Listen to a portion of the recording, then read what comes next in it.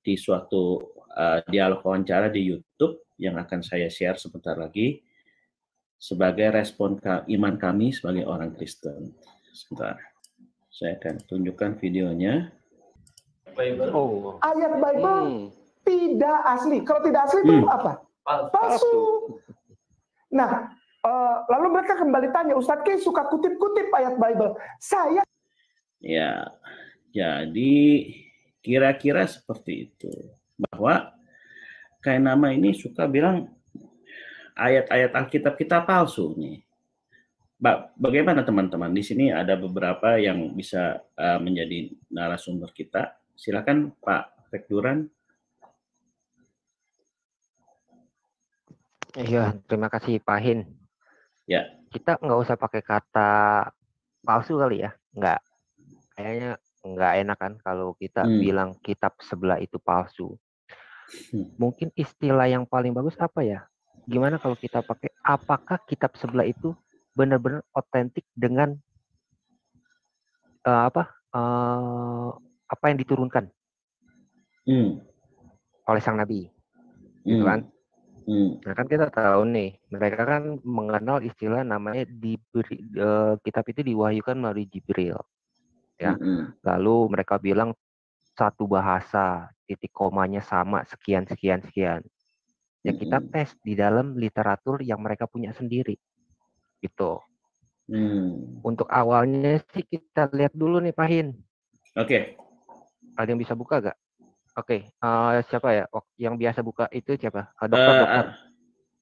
Atau Pak ini Yohana bisa. Apa nih? Mau buka Alkitab atau mau buka? Dokter mana dokter? Enggak, buka itu aja langsung. Saya kalau streaming nggak bisa buka nih. Mereka laptopnya. Buka apa? Oh gitu, di chat aja ya. Kita buka dari kitab mereka, Abu Daud 1283. Sebentar, jadi ya. kita main kronologi dulu nih Pak Hin. Oke, kronologi ya. Biar dapat poinnya. Jangan kita main acak-acak ambil hadis sembarangan, itu nggak boleh. Itu namanya kita menafsirkan sembarangan. Kita lihat kronologisnya dulu ya. Alright. Nah ini. Saya minta itu dong. Sudah di screen. Udah lihat dong. Yohana tolong bacain dong Yohana. Baik. Hadis Sunan Abu Daud nomor 1263 dalam kitab Salat bab Al-Quran diturunkan dalam 7 logat ya teman-teman. Baik, langsung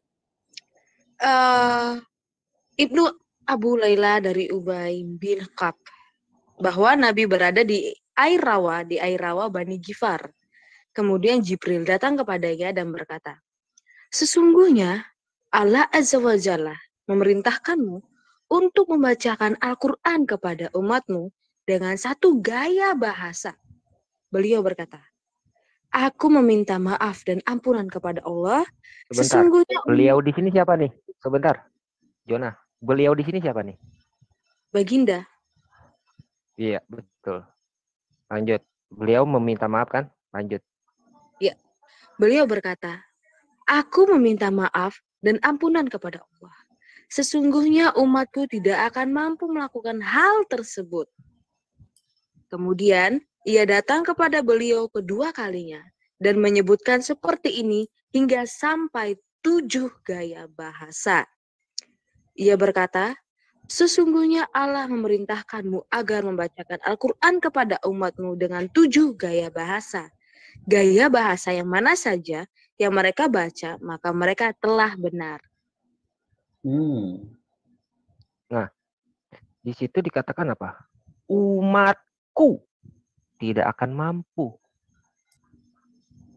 Sang Baginda jelas menyatakan umatku tidak akan mampu. Lalu bagaimana kok bisa-bisanya dikatakan waktu pembakaran oleh Utsman itu akan mampu gitu loh. Itu yang harus kita pertanyakan satu ya. Apakah Utsman lebih hebat daripada Muhammad? Karena Muhammad jelas menyatakan umatku tidak akan mampu kalau hanya satu gaya bahasa. Lalu Utsman menyelaraskan menjadi satu. Saya nggak bilang loh, Utsman ini menentang Muhammad, saya nggak bilang seperti itu. Tetapi kan kata Buya Sakur kan kita beragama harus berpikir secara kritis. Otoritas tertinggi siapa? Utsman kah atau Muhammad kah? Ya. Nah, di situ kan dikatakan umatku tidak akan mampu dengan satu gaya bahasa. Kita lihat hadis yang lain. Udah saya share ya di chat ya. Ya, oke. Kita di sini nggak bilang kitab mereka palsu loh, enggak. Cuma kita di sini kan merespon katanya Alkitab palsu. Oke lah, Alkitab mereka boleh bilang palsu tanpa dalil. Nah, kita di sini mempertanyakan apakah kitab yang mereka punya sekarang ini benar-benar otentik pada saat zaman Nabi mereka. Gitu. Kalau mereka ada ada kayak semacam dalil yang mereka kasih, ya kita counter dengan dalil juga. Mereka nggak ada dalil kok. Mereka cuma cuap-cuap aja. Oke. Kalau mau bahas kritik teks boleh. Oke, Yohana, bacakan lagi nih. Baik, siap. Hadis Sahih Bukhari nomor 4.808. Ya. Dibaca dulu, Yohana. Baik, saya lanjut. Aduran bisa lanjut. Ya. Hadis Sahih Bukhari nomor 4.608. Kitab Keutamaan Al-Quran, bab Allah menurunkan Al-Quran dengan 7 logat. Dengan kisah yang sama, tapi hadis yang berbeda.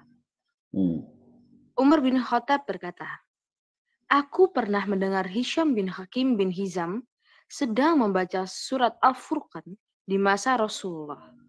Aku pun mendengarkan bacaannya dengan seksama. Maka ternyata ia membacakan dengan huruf yang banyak yang Rasulullah belum pernah membacakannya seperti itu padaku. Sebentar dulu. Tahu gak Hisham bin Hakim ini orang apa?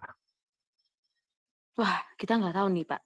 Siapakah Hisham bin Hakim, Hisham bin Hakim itu adalah suku Quraisy, saudara daripada Khadijah. Umar bin Khattab itu juga suku Quraisy. Sama-sama suku Quraisy, sama-sama satu bahasa. Kenapa mereka berdua tidak mengerti bacaan? Mengapa Umar tidak mengerti apa yang dibaca oleh Hisham? Berarti bukan tentang gaya dialek. Kalau dialek pasti ngerti dong, orang satu dialek kok. Tetapi tentang bacaan, kata-kata, teks yang Hisham bacakan itu berbeda dengan Umar. Lanjut. Oke. Baik. Maka aku hampir saja mencekiknya saat sholat. Namun, aku pun bersabar menunggu sampai ia selesai salam. Setelah itu, aku langsung meninting lengan bajunya seraya bertanya, siapa yang membacakan surat ini yang telah aku dengar ini kepadamu? Ini sepertinya salah ketik ya. Aku telah dengar ini kepadamu. Ia menjawab, Rasulullah yang telah membacakannya kepadaku. Aku katakan, kamu telah berdusta. Sesungguhnya Rasulullah telah membacakannya kepadaku. Namun tidak sebagaimana apa yang engkau baca. Maka aku pun segera menuntunnya untuk menemui Rasulullah. Selanjutnya aku katakan kepada beliau, sesungguhnya aku mendengar orang ini membaca surat Al-Furqan dengan huruf atau dalam kurung dialek bacaan yang belum pernah Anda bacakan kepadaku. Maka Rasulullah pun bersabda, bacalah wahai Hisham. Lalu ia pun membaca dengan bacaan yang telah aku dengar sebelumnya. Kemudian Rasulullah bersabda, begitulah ia diturunkan. Kemudian beliau bersabda, bacalah wahai Umar. Maka aku pun membaca dengan bacaan sebagaimana yang dibacakan oleh Rasulullah kepadaku. Setelah itu beliau bersabda, seperti itulah surat itu diturunkan. Sesungguhnya Al-Quran itu diturunkan dengan 7 huruf atau dalam kurung 7 dialek bacaan. Maka bacalah ia sesuai dengan dialek bacaan yang kalian bisa. Oke. Wow, menarik ya. Ya,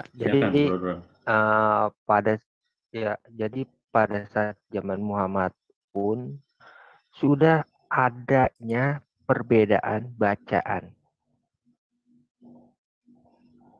Dan Muhammad apa? Apakah Muhammad menentang? Tidak.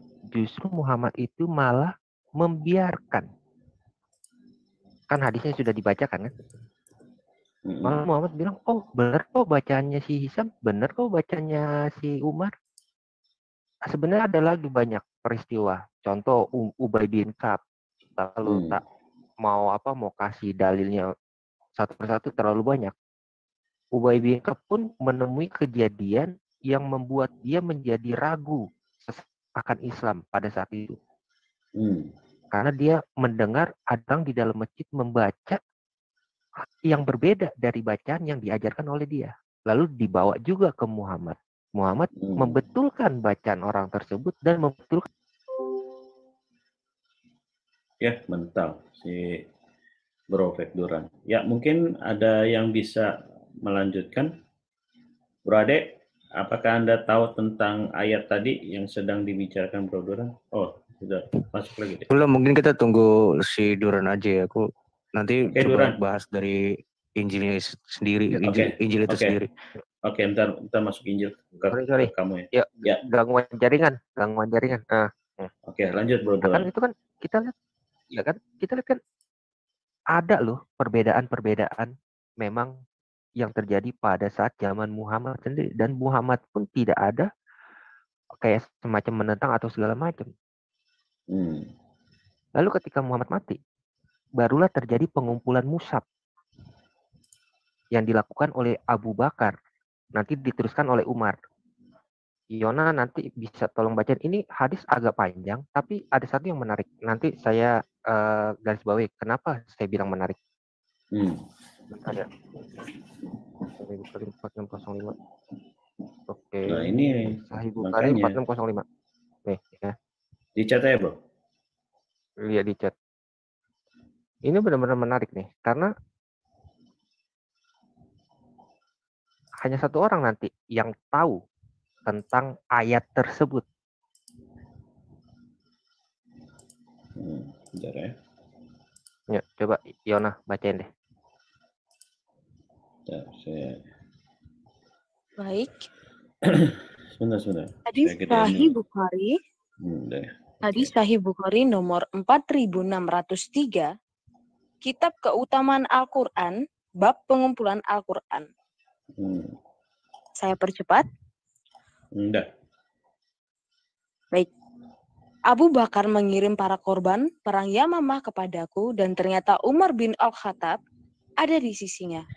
Abu Bakar radhiyallahu berkata, sesungguhnya Umar mendatangiku dan berkata, mayoritas korban perang Yamamah adalah para penghafal Al-Quran. Dengan gugurnya mayoritas penghafal Al-Quran, maka aku khawatir sebagian besar Al-Quran juga akan menghilang. Ya, stop di situ ya. Stop dulu. Mereka kan suka ngeklaim nih bahwa Al-Quran itu pada saat itu dihafal gitu. Kalau memang banyak yang menghafal dan semua muslim itu menghafal, kenapa ada kekhawatiran di dalam diri khalifah yang berkuasa saat itu bahwa ayat Quran akan hilang? Tanda tanya dong. Benar gak? Katanya hafal, tapi kok justru hadis Anda menyatakan bahwa terjadi kekhawatiran banyak ayat-ayat Quran nanti akan hilang kalau didiamkan. Maka itu terjadilah pengumpulan mushaf-mushaf yang dipromotori oleh Abu Bakar. Jadi mohon maaf ya, saya potong kira-kira Yona membacakan berapa kalimat, saya potong karena biar kita dapat poinnya. Karena ini kan panjang nih. Ya, yuk, lanjut Yona. Baik. Maka aku berpendapat sebaiknya Anda segera memerintahkan guna melakukan dokumentasi Al-Quran. Maka aku pun bertanya kepada Umar, bagaimana kamu akan melakukan sesuatu yang belum pernah dilakukan oleh Rasul? Umar menjawab, perkara ini demi Allah adalah ide yang baik. Umar selalu membujukku hingga Allah memberikan kelapangan dadaku, dan akhirnya aku sependapat dengan Umar. Zaid berkata, Abu Bakar berkata, sesungguhnya kamu adalah seorang pemuda yang cerdas. Kami sama sekali tidak curiga sedikit pun padamu. Dan sungguh, kamulah yang telah menulis wahyu untuk Rasul. Karena itu, telusurilah Al-Quran dan kumpulkanlah. Zaid berkata, demi Allah, sekiranya mereka memerintahkanku untuk memindahkan gunung, niscaya hal itu tidaklah lebih berat daripada apa yang mereka perintahkan padaku, yakni dokumentasi Al-Quran. Zaid bertanya, bagaimana kalian melakukan sesuatu yang belum pernah dilakukan oleh Rasul? Ia menjawab, demi Allah, itu adalah kebaikan. Abu Bakar terus membujukku, hingga Allah pun memberikan kelapangan dadaku.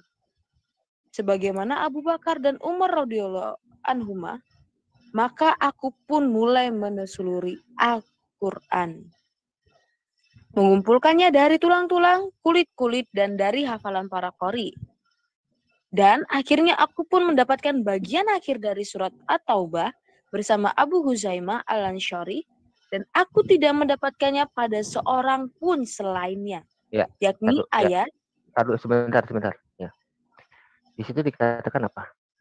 Tidak ada seorang pun yang tahu selain daripada Abu Huzaimah. Ayat At-Taubah. Lalu bagaimana cara memverifikasinya?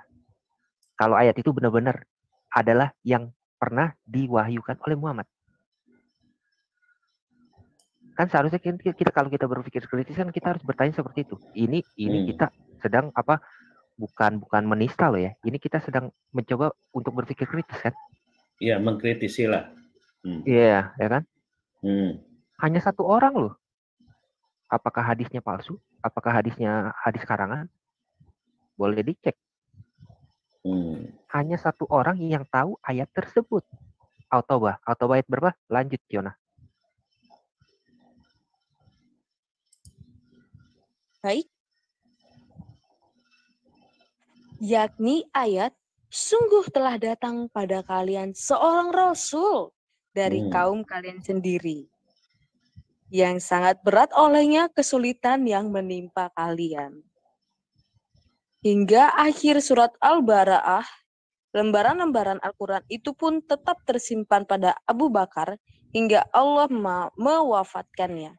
Kemudian beralih kepada Umar semasa hidupnya. Lalu berpindah lagi ke tangan Hafsah binti Umar radhiyallahu anhu. Demikian. Tahu gak ayatnya ayat yang berapa itu? Ayat yang diturunkan. Yang dibacakan tadi. Tahu gak? At-Taubah ayat 128. At-Taubah. Sungguh telah datang kepadamu seorang rasul dari kaummu. Nah, ayat ini hanya Abu Huzaimah sendiri. Tidak ada seorang pun yang tahu. Hanya dia sendiri. Pertanyaannya, bagaimana cara memverifikasi? Bagaimana cara memvalidasi? Apakah ayat ini benar-benar pernah diturunkan? Apakah ada jawaban? Ya, saya sih nggak tahu ya, karena saya belum menemukan. Gitu loh. Saya belum menemukan ada literatur yang bisa menjawab. Gitu. Nah, jadi maksudnya konteks itu adalah ayat itu diturunkan ke Muhammad, hanya dia yang tahu, artinya dia itu saksinya atau turun ke dia juga gitu? Bukan. Orang itu juga. Jadi hadis itu menceritakan bahwa ayat At-Taubah 128 itu hanya Abu Huzaimah yang tahu. Yang lainnya nggak ada yang tahu. Termasuk si Muhammad. Maksudnya si sang Nabi, si Pak Baginda. Sang Nabi kan udah meninggal, udah pass away, udah meninggal. Waktu ya ini kan terjadi kan pada saat Abu Bakar. Pada saat proyeksi Abu Bakar untuk mengumpulkan musab-musab gitu loh. Oh iya, betul. Itu unik ya. Kalau kita kalau kita berbeda. Kenapa kita berbeda? Karena di Taurat itu ada ketentuan 2 orang saksi. Harus ada 2 orang saksi. Maka itu kita Injil itu ada 4. 4 itu sudah melebihi daripada hukum daripada Taurat, yaitu 2 orang saksi yang menceritakan tentang Yesus. Matius, Markus, Lukas, Yohanes. Nah, oke. Kita tahan dulu nih dari pandangan. Sekarang kita masuk ke pandangan Kristen. Ade, Injil apakah benar sudah dipalsukan, Dek? Apakah kita... Iya, terima kasih, Pak. Dari narasinya si Pak Kainama itu, dia kan mau mengangkat isu tentang Jesus Seminar. Yang berapa persen tadi, 82% palsu, sisanya asli kan gitu toh. Ya. Ada Jesus Seminar itu kan dia memasukkan Injil Thomas ke dalam Injil yang kelima. Jadi di Jesus Seminar itu orangnya udah meninggal juga tuh, Robert Fang. Si Markus kitab pertama, Matius, Lukas, Yohanes, baru yang ketiga siapa namanya? Injil Thomas. Sebenarnya permasalahan itu sudah terjadi di abad keempat, di tahun 375 oleh tulisan Eusebius. Eusebius dulu menghimpun bapak-bapak gereja. Nanti kita lihat tabelnya ya. Menghimpun bapak-bapak gereja terhadap kitab-kitab yang tersebar pada waktu itu. Bagaimana pandangannya gereja itu? Karena kan otoritas di dalam kekristenan itu paling tinggi gereja, Pak. Karena itu bentukan Yesus. Jadi memang yang punya otoritas ya memang gereja yang menentukan itu. Nah, permasalahan ini sudah terjadi di tahun 375, abad keempat. Nah, di sini aku tampilin datanya ya. Ya, silakan. Ini mesti ini ya, Pak. Apa? Landscape ya? Landscape ya? Ya, biar kelihatan sih landscape. Atau lu mau apa? Keluarin ayat Alkitab? Aku bisa. Kalau ayat Al-Quran aku nggak ada. Enggak, bukan. Ini dari tulisannya Eusebius terhadap perdebatan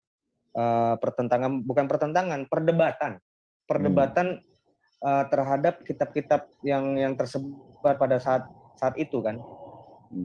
Sementara aku tampilin untuk datanya. Sebenarnya banyak sih tulisannya, cuman aku langsung ke tabelnya aja ya.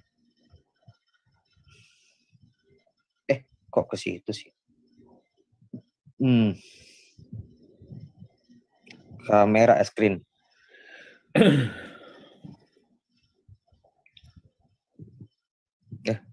Mana ya?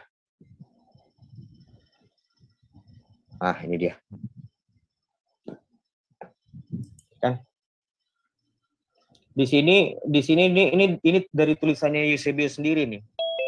Di sini ada ini nama-nama, kalau Bapak lihat dari ini nih, Akuk, apa namanya, Ignatius, Polikarpus, Mars, itu kan ada ini, yang ke kanan yang kode-kode, kode-kodenya yang paling atas. Misalnya ini nih, ini siapa nih? Ini namanya Polikarpus. Iya. Dari Smyrna. Dia bagaimana pendapatnya? Nah, kita lihat si Injil Thomas itu sendiri. Kedudukannya bagaimana? Semua. Nggak ada yang centang. Nggak ada yang memang ini gereja sudah menyatakan palsu. Nah, si Yesus Seminar ini memasukkan itu. Dia otoritasnya siapa? Dia bukan dari gereja loh. Itu satu. Kedua, dia lagi mau mencek, dia mau menguji kitab Injil itu dilihat dari perkataan Yesus stop. Di luar itu bukan kitab Injil menurut dia. Loh, kitab Injil itu bukan omongan Yesus aja toh. Kitab Injil itu kita kan udah jelas di apa sih itu kitab Injil kan ada di 1 Yohanes 1 ayat 1. Kalau dia lagi menyelidikin kitab Injil itu dilihat dari hanya omongan Yesus yang diterima, ya ini salah. Berarti dia bukan pakar itu. Iya. Karena lihat apa yang telah ada sejak semula, yang telah kami dengar, para rasul dengar, yang telah rasul lihat, yang rasul saksikan, dan yang dirabaya para rasul dengan tangan rasul tentang firman hidup, itulah yang dituliskan para rasul. Jadi apapun itu, misalnya para rasul melihat omongan Pontius Pilatus, itu ditulis. Ya tentu itu tetap Injil. Injil itu kan Yesus itu sendiri, sang firman hidup. Nah, kalau dia mau menyelidiki mana yang perkataan Yesus, mana yang bukan, terus itu dijadikan tolak ukur palsu dan asli, ya salah sambung dia. Dia seperti orang yang nggak belajar Alkitab.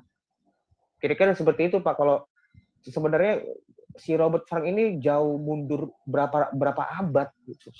Sementara oh iya, itu kan tahun 325 ya. Nah, tahun 397 di Kartago kita lihat ya di Kartago. Nah, ini konsili Kartago. Kartago tuh di Afrika. Nah, ini ditentukan Pak, sudah ditetapkan. Ini pasal 16 ini. Ini dari kitab Perjanjian Lama sampai Perjanjian Baru itu sudah disahkan. Robert Frank ini siapa? Kok dia ini si Kainama ini mengambil anak ingusan? Kan nggak bisa dong, Pak. Even dia profesor sekalipun tapi dia tidak punya otoritas, ya nggak bisa. Kita juga bisa kok ngambil otoritas dari profesor manapun tapi bukan dari otoritas yang bertanggung jawab. Gampang. Tapi gereja itu udah punya otoritasnya. Kekristenan itu punya khususnya tentang kitab Injil, itu ada otoritas tertinggi yaitu gereja, bukan individu, bukan. Ya kira-kira begitu. Iya, memang setahu saya memang unik juga ya kalau Jesus Seminar itu cuma sekelompok orang yang mencoba mengkritisi Alkitab dengan cara yang berbeda gitu. Itu unik juga sih itu. Entah coba apakah Bro Tampan bisa memberikan sedikit masukan latar belakang tentang Jesus Seminar ini, Bro Tampan? Apakah ada informasi atau teman-teman yang lain yang bisa memberikan? Memang Jesus Seminar ini sampai dia pun setahu saya itu dia punya Alkitabnya sendiri gitu loh. Halo. Ya. Ya, tentang Jesus Seminary yang pernah dilakukan oleh Bartman itu ya. Iya. Yang tentang history of Jesus itu kan, did exist Jesus history kan gitu. Ya, itu sebenarnya tuh membahas bagaimana jejak sejarah Yesus ketika di bumi itu. Dan Jesus Seminary itu mereka itu sebenarnya ngecek ya dari sudut pandang apokrif dengan 4 kanonik. Cuman yang jarang disadari oleh mereka itu yang paling inti dari segi sejarah, dan itu pun tidak bisa dibantahkan, hanyalah satu, yaitu tentang penyaliban. Dimana kita ketahui juga kan, saya melihat dari videonya tante itu ya, si tante itu kan mengutip bahwa ada salah satu scholars dari atau sarjanawan ya dari Kristen, profesor lebih dari profesor, yaitu Bart de Eerdman gitu kan. Nah, si tante ini nggak sadar justru Bart Eerdman itu mempercayai bahwa penyaliban Yesus itu adalah sebagai bukti sejarah dan yang tidak bisa disangkali. Iya, gitu. Betul. Contohnya apa? Jangankan Josephus ya. Kita melihat dari Phlegon dari Nisea, yaitu sejarawan dari Yunani. Itu pernah mencatat bahwa peristiwa tahun 33 tanggal 3 April itu pernah terjadi gempa di Yudea, sampai getaran gempanya itu sampai terasa di Nisea. Gitu. Itu Phlegon ya, Phlegon itu. Nah, berikut lagi dengan Thallus, yaitu sejarawan abad pertama, ya sekitar tahun 90-an, itu juga mencatat bahwa sekitaran daerah Yudea itu pernah terjadi gempa bumi di bawah kekaisaran Tiberias. Dan itu juga kan mereka ini kan memakai kalender Julian gitu ya. Yeah. Dan jamnya itu kan jam Yahudi itu. Taurus itu kan tempatnya di Yudea gitu. Itu mencatat bahwa siang hari sekitar sekitar jam 9 sesuai tertulis di dalam Matius itu tadi yang mengatakan terjadinya gelap gulita, hanya saja Talus itu mencatat bahwa terjadinya gerhana. Nah, jadi jejak-jejak inilah sudah terbukti berdasarkan fakta sejarah. Dan itu pun ada salah satu sumber primer, yaitu namanya itu Adonomi AD ya, AD 33 itu. Itu limited edition, itu sangat bagus isinya, dan itu pun tidak bisa dibantahkan baik dari para kayak agnostik seperti Pak Edmund tuh nggak bisa membantah, itu pokoknya namanya AD 33 gitu. Dan itu pun juga semua peristiwa yang tercatat di dalam kitab Injil kanonik itu berdasarkan bukti sejarah semua gitu. Hanya saja yang problem yang berbeda dari fakta sejarah yaitu Injil Basilidas yang itu pernah dikutip oleh Sinandar.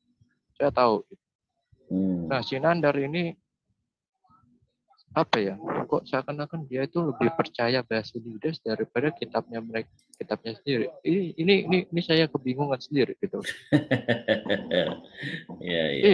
Iya Pak, karena di Injil Basilidas sendiri ya, di sini mengatakan bahwa yang disalibkan itu adalah Simon dari Kirene, dan itu pun dicatat oleh salah satu bapak gereja, murid dari Polikarpus atau Yohanes itu, yang namanya Irenaeus itu mencatat bahwa Basilidas ini menulis yang disalibkan itu bukanlah Yesus, melainkan Simon dari Kirene itu.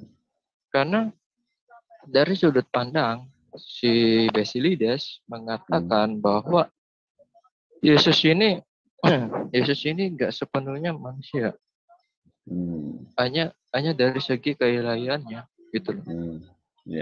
Nah, menarik. Dari situlah peristiwa yang tidak mengakui bahwa Yesus itu bukan manusia. Itu hanya Basilidas gitu loh. Dan itu pun ada salah satu dokumen namanya Encyclopedia Britannica itu. Edisi 2003. Jadi itu. Mau apa lagi? Ada lagi yang diserupakan, yaitu Kitab Mani abad kedua, ya akhir abad kedua. Itu juga nggak disalib gitu. Nah, menarik. Itu pun juga ada lagi selain dua itu, yaitu docetisme itu. Itu juga itu salah satu bidat Kristen di abad yang pertama, yaitu dia golongannya Sirentus gitu loh. Dan itu mengatakan bahwa penyaliban hanyalah penampakan belaka. Nah, jadi kan ini peristiwa yang diserupakan.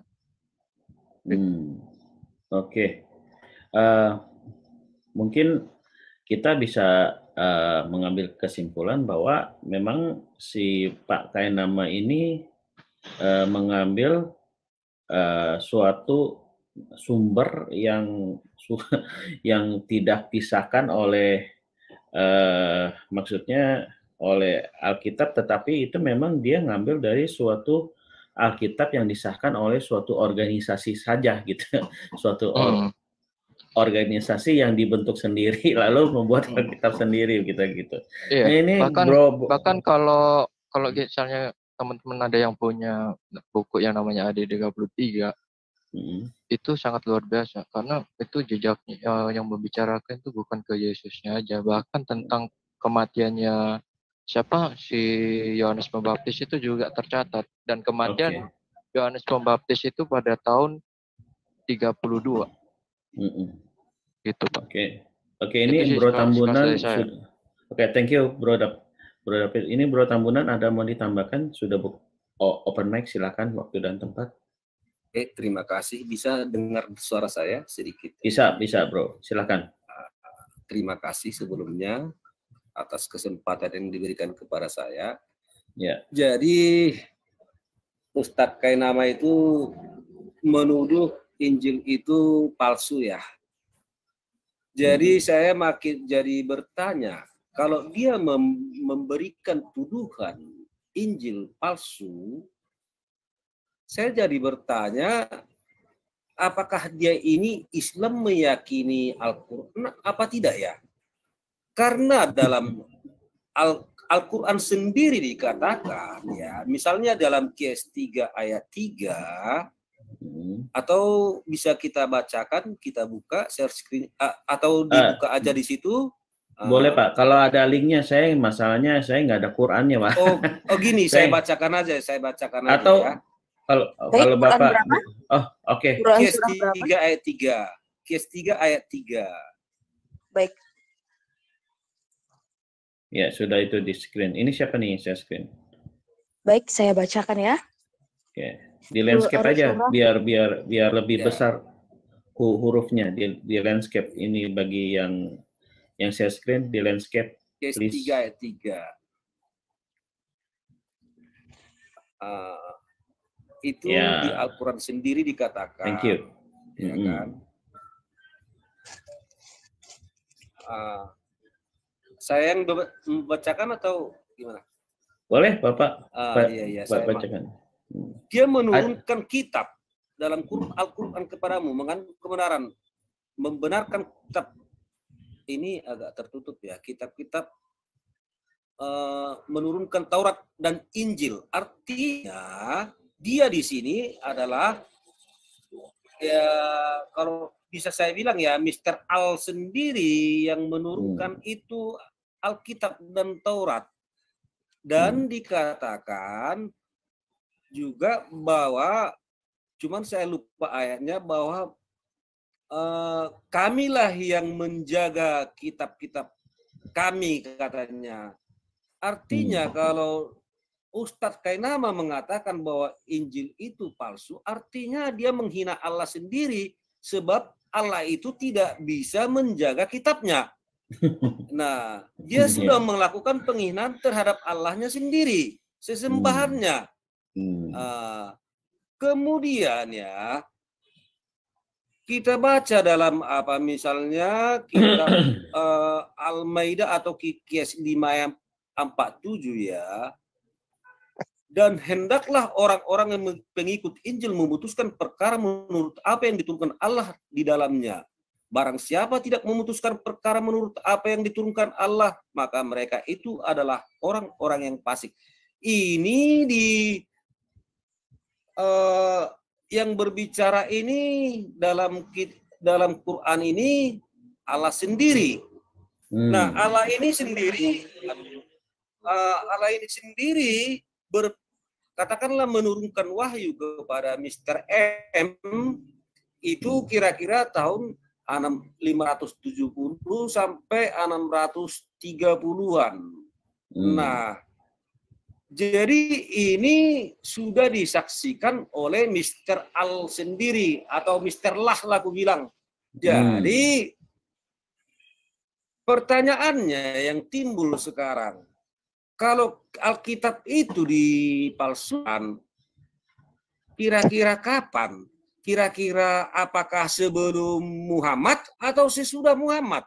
Kalau sebelum Muhammad, berarti tak mungkin Allah sendiri yang mengatakan ini. Tapi kalau sesudah Muhammad, kira-kira kita pasti bisa menelusur, karena Muhammad itu meninggalnya tak kira-kira tahun 630-an. Berarti bisa kita telusuri. Lalu yang mana yang aslinya yang disebut-sebut dalam Al-Quran ini? Alkitab yang disebutkan ini, Injil dan Taurat ini. Nah itu. Jadi saya rasa kalau Ustadz Kainama mengatakan seperti itu, Injil dipalsukan, artinya menurut saya dia itu sudah menghina kitab sucinya sendiri. Artinya menghina secara tidak langsung Allahnya itu tidak mampu menjaga kitab-kitabnya. Berarti kalau dia tidak mampu menjaga kitabnya, itu artinya bahwa manusia lebih hebat dari Allahnya itu. Itu kalau menurut saya. Karena dia gagal Allahnya itu menjaga kitabnya. Nah, Oke. Menarik. Itu saja kalau saya rasa, kalau menurut saya yang bisa saya tanggapi tentang hal ini ya. Terima kasih. Itu aja dulu ya. Disambung aja yang lain. Oke, terima kasih Pak Tambunan. Ya, memang menarik nih dari sejarah Islamnya ini bisa dilanjutkan nih, Bro Duran. Apakah tadi itu dari 7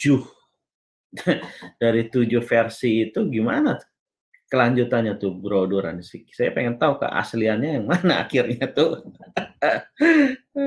Silakan, Bro Duran. Kan itu kan terjadi itu setelah pengumpulan itu kan terjadi pembakaran tuh oleh Utsman. Dia hanya menyisakan 1 mushaf saja ya. Ya kita orang udah tahu lah semua ya. Tapi ada satu yang menarik nih, Pahin. Yang menariknya begini. Di dalam hadis itu menceritakan tentang kenapa surah 9 At-Taubah itu tidak ada kata bismillahnya. Kalau kita lihat ya, kalau kita pelajari, kita lihat semua surah dalam Al-Qur'an itu di dalam surat-suratnya atasnya itu selalu ada kata bismillah. Tetapi hanya surah At-Taubah saja yang tidak ada kata bismillahnya. Oh gitu ya. Nah, ternyata ini pun sebenarnya konflik pada saat itu. Ya, saya kan nggak mau asumsi. Yuk kita baca aja ya hadisnya. Iya, baiknya segitu aja. Hadisnya saya ya. Oke, sebentar. Karena saya nggak mau bawa kisah tentang pembakaran itu, karena kan kita semua udah tahu lah ya. Jadi kayaknya saya skip dulu. Saya mau bawa yang ke poin pentingnya gitu. Ya, silakan. Baik.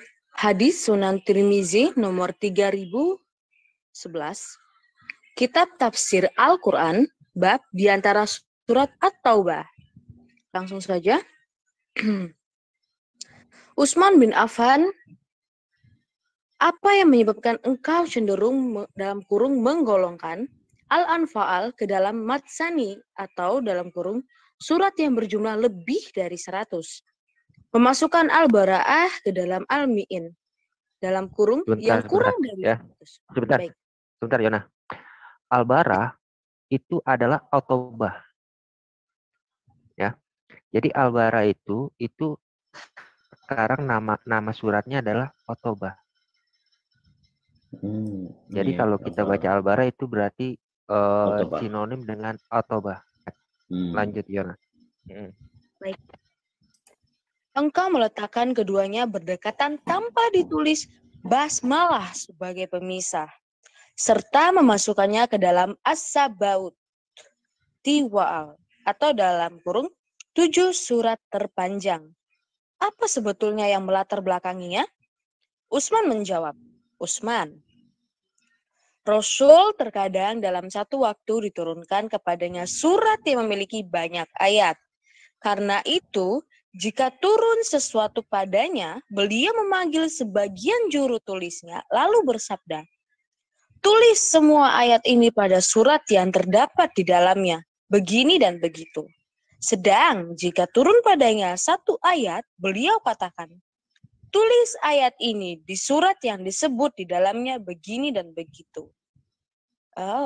Sedangkan Al-Anfal adalah salah satu surat yang pertama kali diturunkan di Madinah, sedangkan Al-Bara'ah adalah sebagian surat Al-Quran yang terakhir, tetapi isinya mirip dengan isinya dalam kurung surat Al-Anfal, sehingga saya menganggapnya sebagai bagian darinya.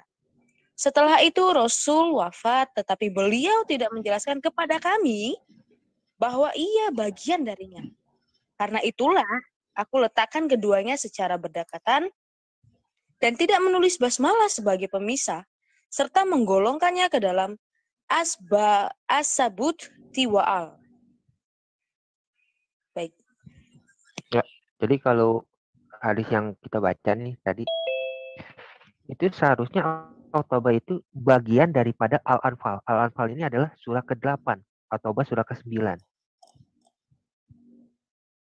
Ya. Jadi Utsman ini memasukkan At-Taubah ini ke dalam Al-Anfal. Maka itu dia tidak ada kata pemisah bismillah atau basmalah. Tetapi di Quran yang sekarang, At-Taubah itu berdiri sendiri dia, satu surat sendiri. Berbeda. At-Taubah nomor 9, Al-Anfal nomor 8. Gitu. Jadi kan kenapa ya kan Utsman sendiri menyatakan itu adalah bagian daripada surat yang ke-8, tetapi di dalam mushaf yang sekarang kenapa dipisah menjadi surat ke-9? Tanpa ada bismillahnya gitu. Kan itu harus kita pertanyakan kepada mereka.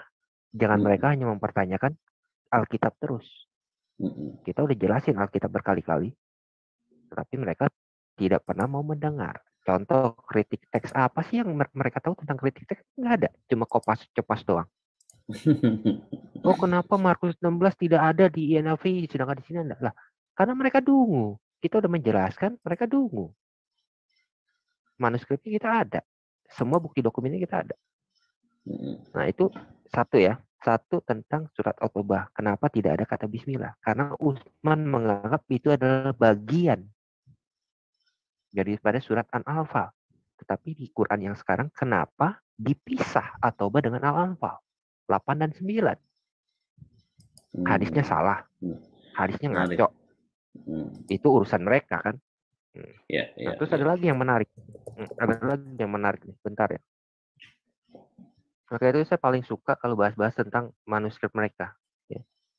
Kita ambil bukan dari literatur asing kok, literatur mereka sendiri. Coba, Jonah, bacain lagi Jonah. Nah ini menarik juga nih.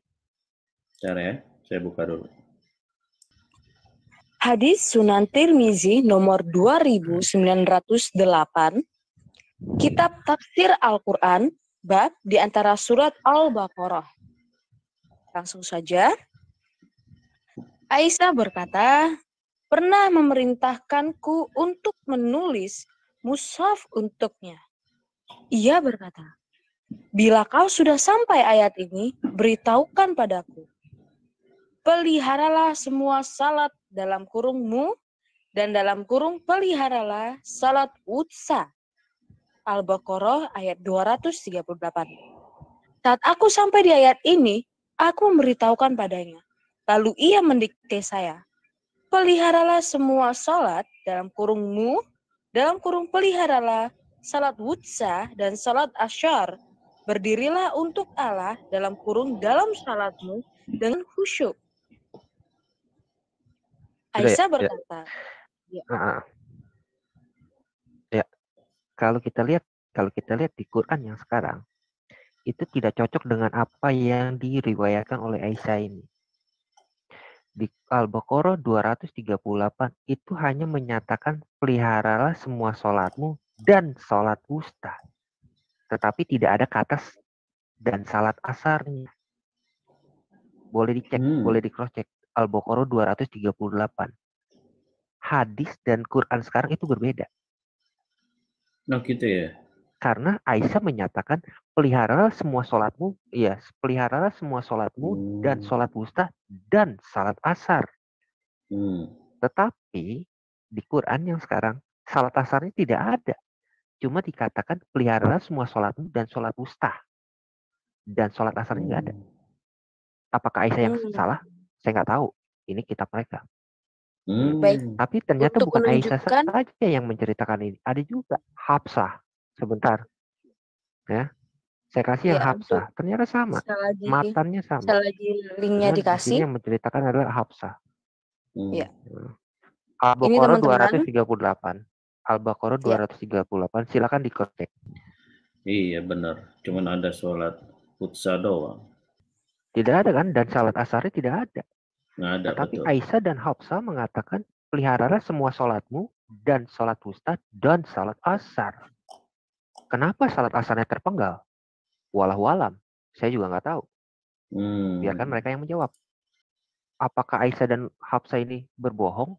Ya saya juga nggak tahu juga, karena hadis mereka menceritakan seperti itu. Hafsah dan Aisyah adalah Ummul Mukminin atau ibu orang beriman. Gitu. Ya, betul. Apa mereka orang beriman bagi orang Islam kan? ya. Bro, ini link yang baru yang kamu kasih ini tetap hadisnya Tirmizi nih, sama nih linknya. Kayaknya lu salah kirim. Bukan, yang satu lagi yang satu lagi Muwatta Malik. Muwatta Malik. Iya, tapi lu kasih linknya sama dari, kayaknya. Ya. Sebentar. Linknya lu kasih gue yang tadi sama ini. Oh, ini nih. Ini imam besar ya, Muwatta Malik. Imam mazhab Maliki ini. Menarik ya, ternyata.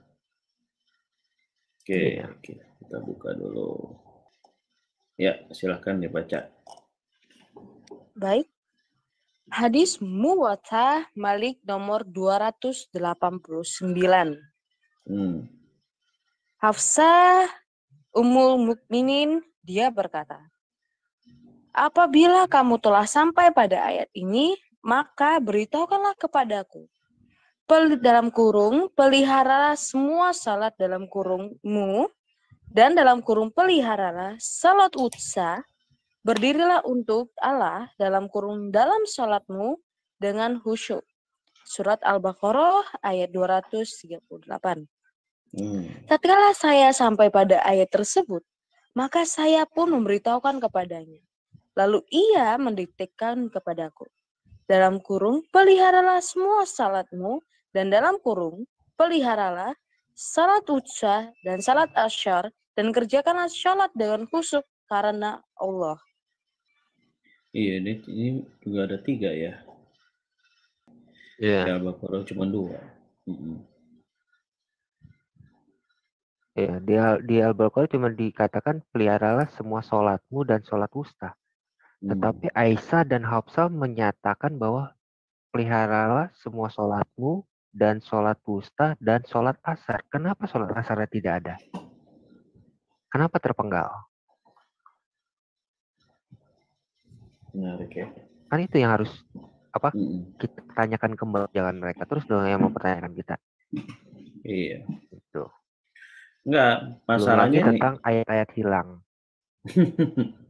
Nah, masalahnya si Kainama juga bilang kita Injil yang dipalsukan juga dia itu ngambilnya dari Yesus Seminar, yaitu organisasi yang bikin Alkitab sendiri gitu loh. Itu lucu gitu, nggak ada hubungannya sama Alkitab yang biasa dipakai oleh orang-orang. Kalau gitu kan membahasnya dari Al-Quran dan hadis yang semua orang membacanya yang sama gitu loh. Aduh, saya juga nggak ngerti tuh. Bro Ade, gimana Bro Ade? Apakah Yesus Seminar bisa dianggap suatu Alkitab yang benar, Bro Ade? Nggak bisa, Pak. Jelas nggak bisa. Otoritasnya siapa mereka? Nah, itu. Mereka itu nggak bisa, nggak harus dari gereja. Gereja itu dan kita sudah rampung di tahun 397 di Konsili Kartago, sudah ditetapkan kok. Permasalahan seperti itu kan udah permasalahan yang kita sudah laluin. Bapak gereja memang betul ada pertentangan, betul kok. Yang tentang ada kitab Injil Thomas diterima, kitab Injil Gembala Hermes ada yang terima, ada yang tolak. Memang ada banyak hal seperti itu dari bapak-bapak gereja. Tapi kan sudah selesai permasalahan seperti itu. Wajar Pak, kan kita kan bukan kitab yang turun dari langit. Dan kitab itu juga bukan kitab yang ada tanda tangannya Jakarta Bethlehem 14 Januari 291. Enggak kayak gitu kan. Itu kan belum ada hak atas kekayaan intelektual waktu itu. Jadi memang namanya penulis literasi itu nggak pernah mencantumkan nama penulis, itu udah biasa itu. Hal seperti itu. Nah, makanya mereka perlu ada perbedaan pendapat kan antara bapak gereja satu dengan bapak gereja yang lain, dan itu sudah rampung. Nah, terus tiba-tiba Jesus Seminar abad 20 mempermasalahkan seperti itu lagi. Dia udah mundur 19 abad. Udah ketinggalan 19 abad Jesus Seminar itu. Ya, gitu. Saya memberikan ruang bagi teman-teman yang ada di Zoom untuk mau bertanya atau mengkritisi, silakan resen. saya berikan waktu dan tempat. Kalau misalnya nggak ada, saya akan lanjut sedikit lagi. Sama sebentar ya bro. Ini tentang yang nasak nih. Seharusnya kalau udah dinasak itu tidak boleh ada di dalam Quran. Maksudnya? Tapi kenapa ada di dalam Quran? Sorry, Jadi bro. mereka kan mengenalkan ada istilah nasak dan mansuk. Oh, oke. Okay. Iya. Ya. Halo. Iya, dengar. Coba buka dulu deh. Buka surah, buka surah Al-Baqarah 106 dulu. Coba kita cari tahu dulu tentang nasak ini. Gimana? Al-Baqarah. Al-Baqarah surah 2 nomor ayat 106. Jangan lupa landscape. Yep. 106 ya Pak ya. Coba tolong dibacain. Jadi kita tahu nih, kenapa ada ayat-ayat yang dinasak, tetapi kok bisa muncul gitu di dalam Quran sekarang. Nanti kasih hadisnya. Baik. Al-Baqarah ayat 106. Teman-teman bisa buka juga di rumah. Ayat yang kami batalkan atau kami hilangkan dari ingatan, pasti kami ganti dengan yang lebih baik atau yang sebanding dengannya. Tidakkah kamu tahu bahwa Allah Maha Kuasa atas segala sesuatu? Nah, kan di situ kan dikatakan jelas, kami batalkan. Berarti kan kami hapus dari ingatan. Berarti kan seharusnya tidak ada di dalam Quran lagi, ya kan? Kenapa ada ayat-ayat yang dinasak tetapi masih masuk ke dalam Quran saat ini? Dan itu pun ditegur sama sahabat Nabi. Tolong dibacain dong. Boleh saya share ya hadisnya? Yes, bentar. Saya share screen dulu. Iya, itu pun dipertanyakan. Kenapa Utsman menulis kembali ayat-ayat yang telah dinasak gitu. Baik.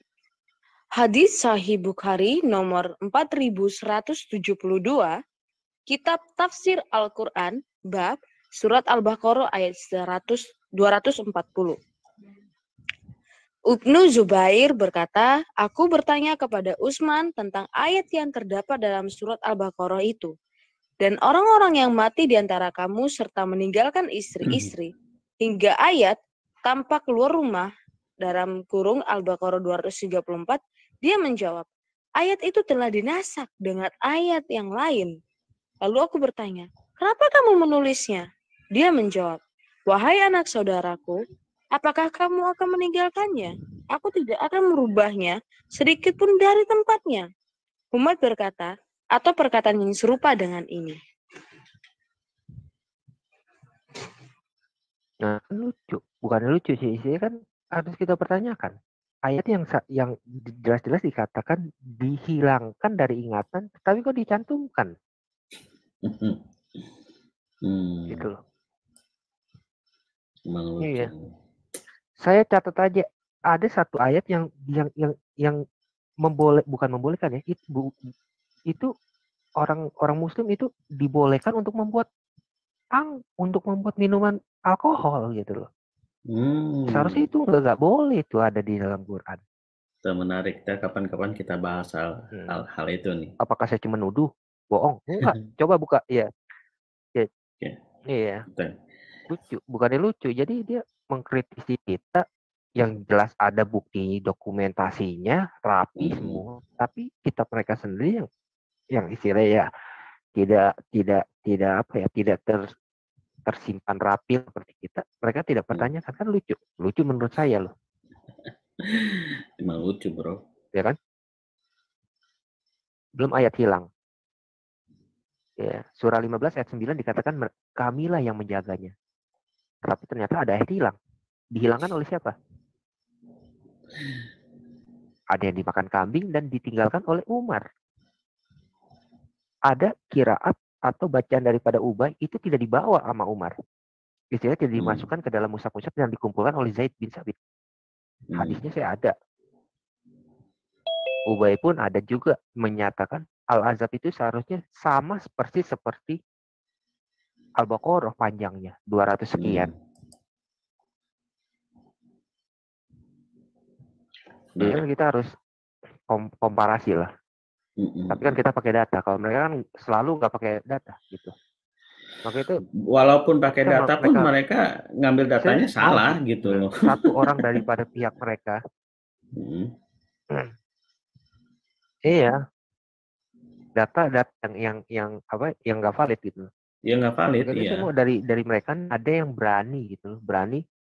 Oke, kita open data. Ya, kita diskusi data mana yang valid, data mana yang enggak. Kita diskusi antar Kristen dan Islam. Kita komparasi. Ya, saya sih kepengen banget dari dulu itu saya pengen banget. Sudah. Apa istilahnya orang yang seperti itu. Tapi ternyata sampai sekarang hari ini pun ya, hari ini kita undang kan mereka, bukan kita undang. Kita challenge berani nggak loh komparasi. Nggak datang ke mereka.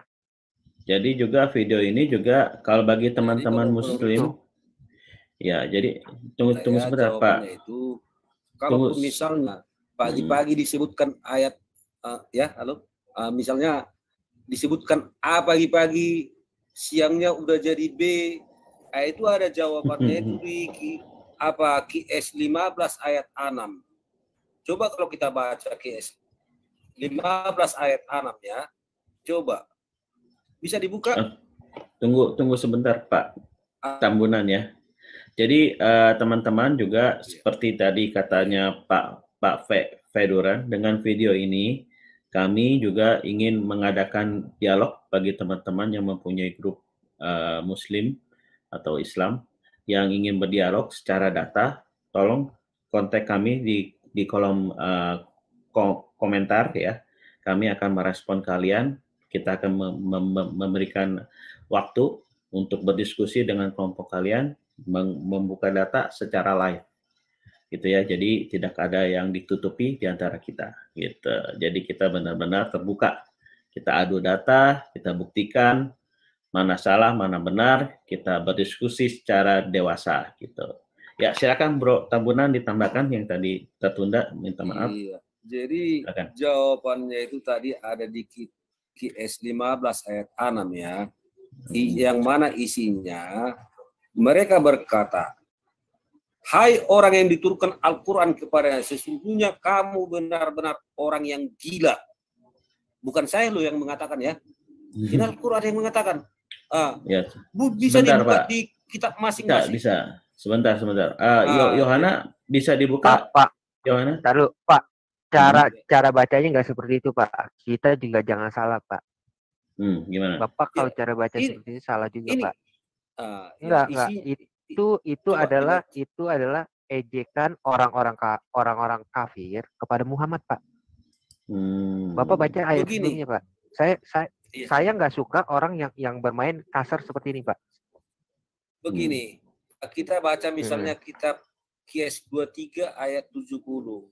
Atau apakah kamu patut? Mereka berkata pada Muhammad, ada penyakit gila. Sebenarnya dia telah membawa kebenaran kepada mereka. Kebanyakan itu mereka adalah ejekan Pak. Itu adalah sindiran orang-orang kafir Quraisy Pak. Sindiran orang-orang kafir Quraisy kepada Muhammad. Ya. Oh, gitu. Pertanyaannya ya. Kenapa Menarik, ada ejekan itu? Kenapa ada ejekan itu ya kan? Berarti sudah ada contoh.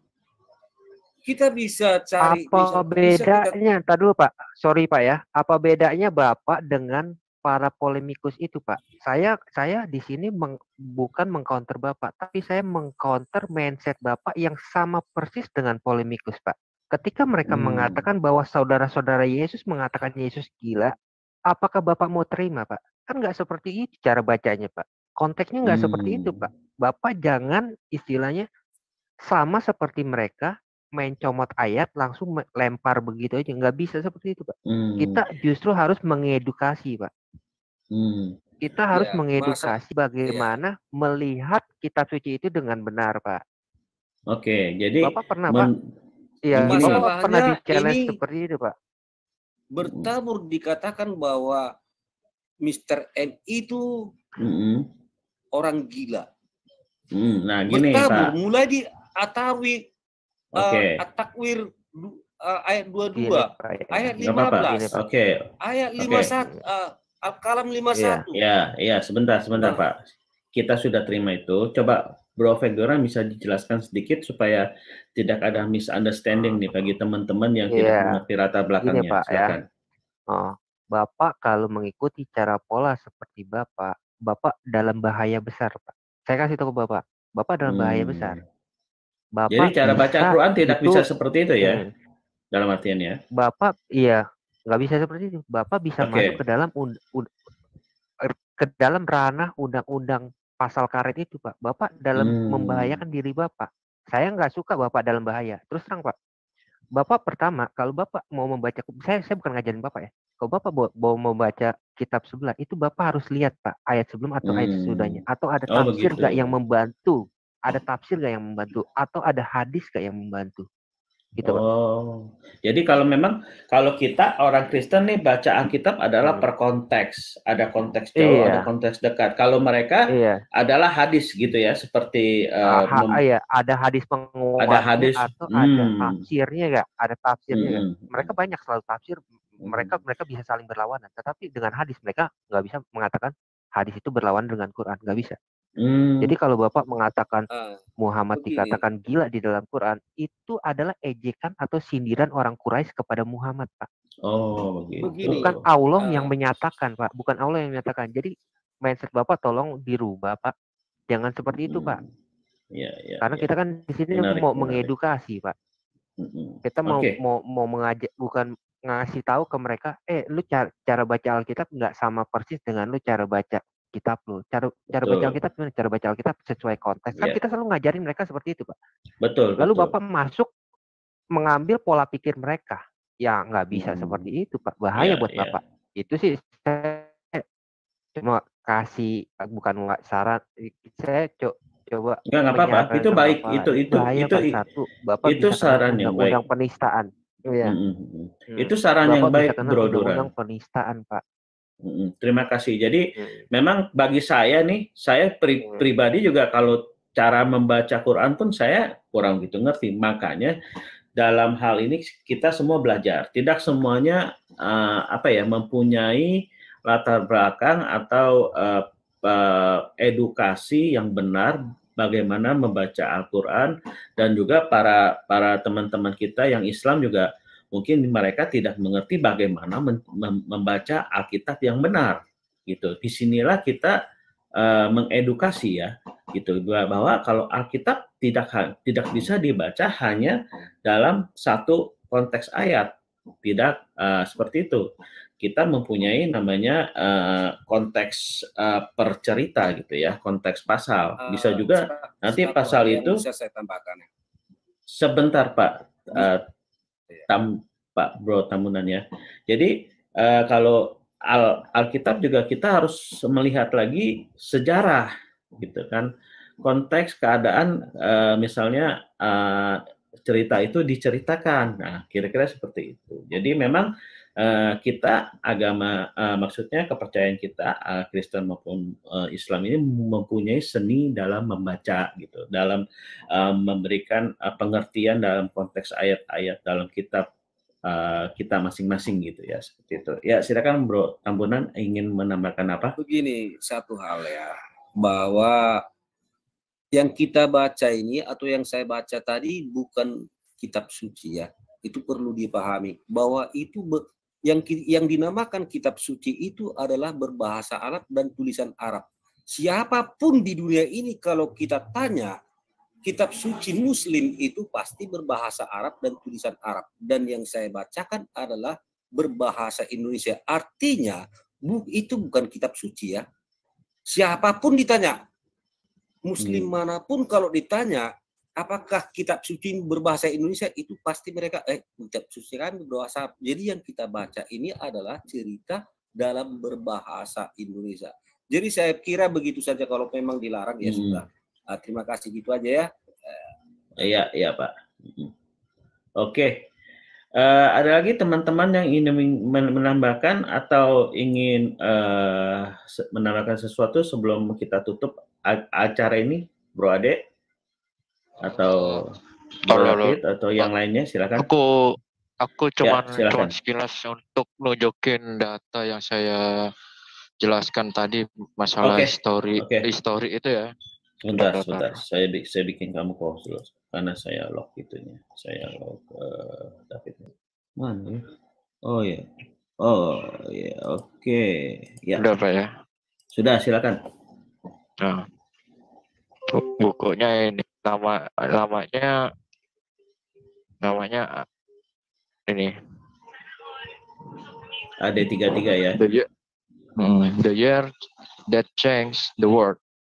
AD33. The Year Changed and the End of Secret Religion. Teacher that a criminal that in an outpost of the Roman Empire. Namanya Colin Duritz gitu. Ini berdasarkan orang mana nih Colin ini? Ini Colin ini salah satu ahli sejarah. Oh, ahli sejarah ya. Peradaban kuno. Bahkan jangankan masalah tentang Yesusnya aja ya. Bahkan kelahirannya Yohanes Pembaptis, terus kelahirannya Tiberias, kelahirannya Alexander the Great, dan sebagainya itu ada di sini semua, Pak. Wow. Terus ketika Pontius Pilatus menjadi gubernur di Yudea, itu juga ada di sini. Itu sekitar tahun 26 Masehi sampai 36 Masehi itu, Pak. Dan itu pun berdasarkan sesuai fragmen Injil kanonik itu. Itu lengkap. Gitu. Ya, itu ada dalam bahasa Indonesia nggak, Bro David? Sampai saat ini sih masih belum ada, karena itu limited edition, Pak. Oke, kalau gitu. Ya, thank you very much. Ya, terima kasih teman-teman bagi yang sudah menonton acara ini. Biarlah konten yang kami adakan ini adalah konten untuk mendidik, mengedukasi teman-teman Muslim maupun Kristen yang sedang ingin belajar tentang keimanan masing-masing ya. Semoga konten singkat ini dapat memberikan edukasi yang lebih lagi kepada kalian, dan juga bagi teman-teman Islam jangan lupa jika kalian ingin mengadu data atau ingin berdiskusi, kontak di kolom komentar kami bikin schedule bagi kalian. Jika kalian berani datang membawa data, kami juga datang membawa data, tapi adu data kalian. Oke, terima kasih. God bless you all.